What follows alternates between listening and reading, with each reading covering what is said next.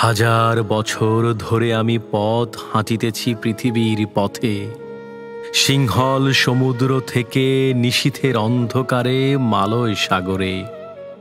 অনেক ঘুরেছি আমি বিম্বিসার অশোকের ধূসর জগতে, সেখানে ছিলাম আমি।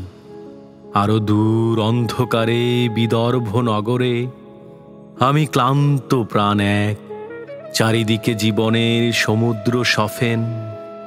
আমারে দুদণ্ড শান্তি দিয়েছিল নাটোরের বনলতা সেন। চুল তার কবেকার অন্ধকার বিদিশার নিশা, মুখ তার শ্রাবস্তির কারুকার্য।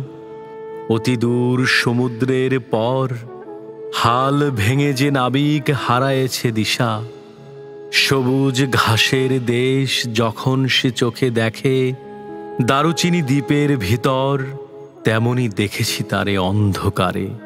বলেছে সে, এতদিন কোথায় ছিলেন? পাখির নীড়ের মতো চোখ তুলে নাটোরের বনলতা সেন।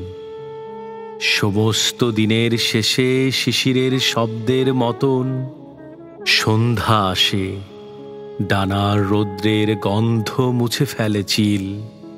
পৃথিবীর সব রং নিভে গেলে পাণ্ডুলিপি করে আয়োজন, তখন গল্পের তরে জোনাকির রঙে ঝিলমিল। সব পাখি ঘরে আসে, সব নদী ফোরায় জীবনের সব লেনদেন। থাকে শুধু অন্ধকার মুখোমুখি বসিবার বনলতা সেন।